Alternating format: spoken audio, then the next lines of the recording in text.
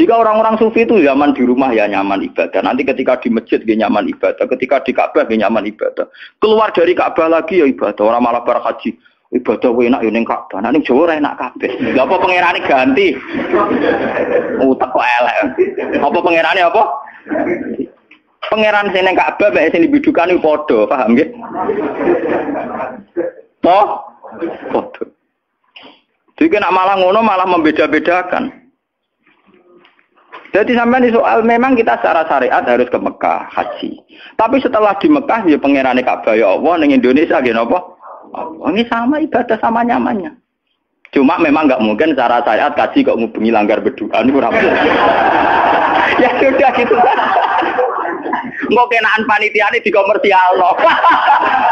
Utek elek-elek mesti dikomersialno.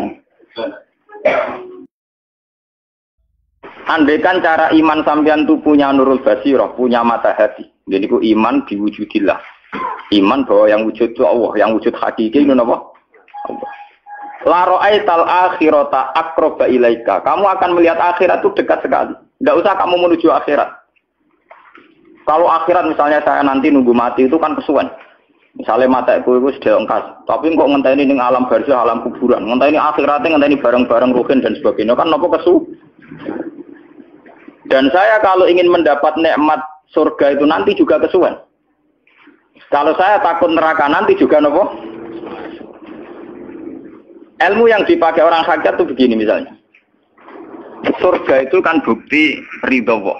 Nggih, surga itu bukti ridho Allah. Jika penuh kenyamanan, karena penuh ridhanya Allah mesti penuh nopo? Kenyamanan. Neraka itu simbol atau bukti suhtullah. Tentu segalanya tidak nyaman karena ada Kalau masalah surga itu ridho Allah dan neraka itu suhtullah. Loh sekarang tuh masalahnya kan di Allahnya, bukan di surga dan neraka. Sekarang Allah wis wujud napa dereng? Ampun wujud. Dan Allah pun beraksi napa dereng sampun. Sekarang juga Allah juga punya ridhonya, juga punya suhtunya. Allah sekarang juga punya sifat seneng, juga punya sifat Kalau kamu iman betul punya nurul basiro ya sekarang juga Allah itu adepi. Kowe saiki golek ridhone dan menghindari tidak usah nunggu surga. Dan saat itu juga Anda sudah di surga. Sehingga perasaan wong hakikat ibadah kok ngenteni suben kesuwen. Wong Allah wujude saiki lho kita ini kan nyembah apa? Apa wujude saiki kok ditunda suben bodoh tak pinter. Jadi sampean yang di sini itu bodoh semua. Kalau cara ibadah demikian saiki tobat Muharram ning napa? Tobat. Paham ya? Itu ngeri.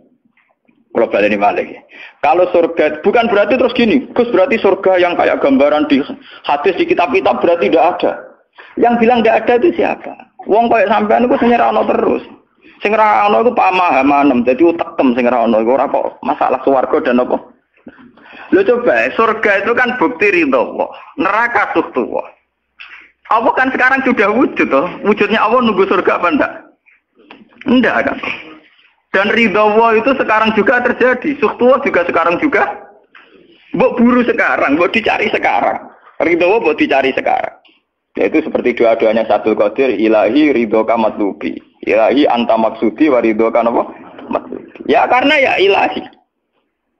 Ya sudah berarti benar-benar dimulai sekarang. Sehingga kayak saya sendiri, nak umat ilmu hakikatku, kayak aku apa ibadah haji kayak kesuwen. Apa mulang sampean ya kesuwen. Enggak sesuk ape mergawe ya kesuwen. Mergo paling banter logikane ngeten.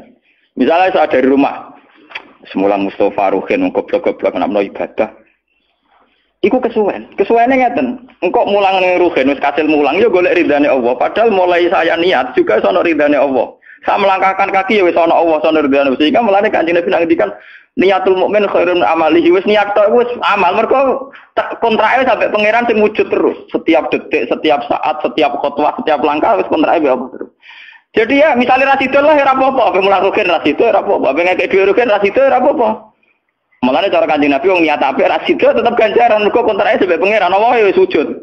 Sedekah ben sing sida paham. Iku wis ditulis sita. Paham.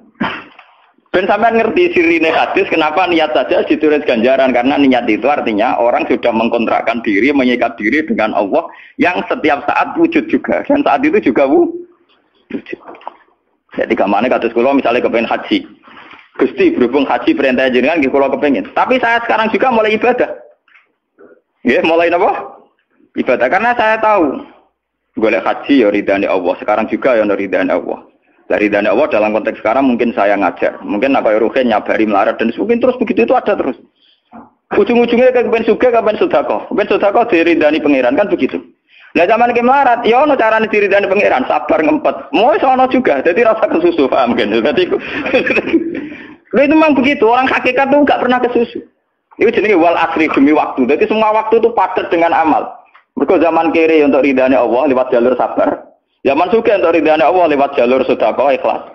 Paham nggih? Zaman bingung diusir bojo ya misalnya ya lewat sabar. Zaman bojo mesra ya lewat rahmat. Pokoknya ono terus. Sehingga wal asri ini padat. Innal insana lafi khusr. Manusia selalu rugi illal ladzina amanu kecuali saat itu dia iman, saat itu dia sholihat. Jadi kalau orang hakikat maknanya ya kecuali saat itu dia iman, kecuali saat itu dia sholihat. Demi waktu.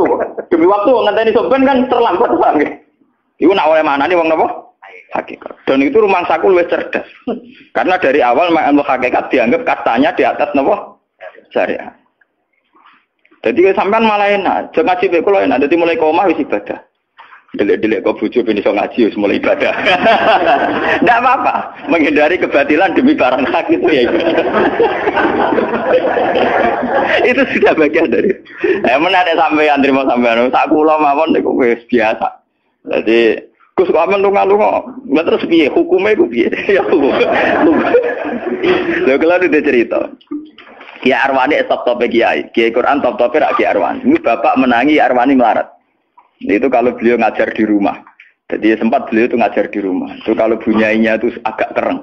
Bawa urusan belanja bawa agak kereng. Cung pindah ning masjid aja. Jadi ya basarnya sekali lebih aman. Ning masjid lebih apa? Jadi kabeh kiai tahu sok enggak ngaji ning omah ben barokah. Tapi ketika suasana tidak kondusif. Pindah.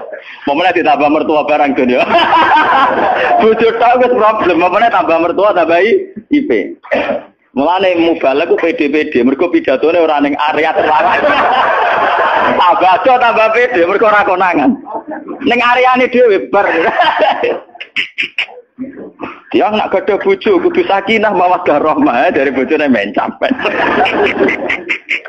Lah nek kenapa mubalek mlepuk mergo jauh dari area. Sing ngono tok kuncine. Tapi kalau orang hakikat itu ya ndak ngeluh. Ketika bojo grundel kowe rido mek kodok kodare pangeran ya ibadah. Berhasil melalikan diri ya napa? Akhirnya berhasil ngaji ya napa? Karena Allah itu wujud di setiap langkah kita, di setiap detik kita, di setiap nafas kita. Lah kalau wujudnya Allah di setiap detik kita, nafas kita, kenapa nunggu nanti-nanti? Sebab itu sedekah Rasulullah ketika Nabi ngendikan, ya mulai niat itu dihitung. Lah wong saiki wong intelektual kabeh. Bagaimana mungkin belum aksi nyata kok sudah dihitung ora roh pangeran, paham nggih? Paham nggih wong-wong ora roh pangeran. Dadi intelektual iku kudu tobat, paham. Bagaimana mungkin niat belum aksi nyata kok sudah di itu. Jadi nak goblok ku rasa di syariat. Nek wis goblok ditulis ning koran dadi buku. Wong goblok kok di syariat. Wong dari awal Nabi ngendikan dimulai niat. Maksudnya niat itu niat amal soleh lillahi ta'ala-nya dari awal transaksinya dengan Allah Subhanahu wa taala. Hingga nyaman. Lalu kula ngrasa ibadah. Lah di sini ini kelihatan Nabi sering ngendikan ini yang hadis sahih. Misalnya Nabi ngendikan seseorang itu selalu dalam keadaan salat, maka nanti salat tahbisuhu. Misalnya orang pujian ngenteni kiai ini teko. Nek kiai ini nek sepuh watak watuk apa ngimami kok ngombe pil sik bariku ndredeg-ndredeg ra teko-teko. Iku jare Kanjeng Nabi wong sing ngenteni imame teko, iku ya cek salat terus senajan to urung salat. Ngono Kanjeng Nabi tau dipraktekno jarak. Kanjeng Nabi itu kalau sholat standarnya awal waktu, tapi beliau itu pernah sholat isya sekitar jam 1:30. Yapqa sulusul lailil akhir sekitar 1:30. Itu separuh sahabat sudah turu. Sing Umar menutupi kentong kelontangan. Mantan preman, mantan apa? Preman. Terus. Nah, malahnya akeh kiai sing gak berturu terus sholat ra wudu mergo hadis itu ceritane iku. Mereka ya namun, tapi fasallahu alam yatawat do. Jare wong fikih, mergo iku lungguh. Lungguh nek rong geser ora apa. Apa jare wong fikih lah, ono-ono ae. Surune sahabat sing gaplek-gaplek ya mlungker.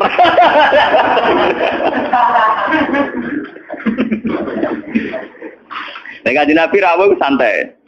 Kenapa kalian masih menunggu, Jar? Ya karena nunggu sholat engkau ya Rasulullah. Kamu mulai tadi juga sudah sholat. Karena sampean menunggu demi apa?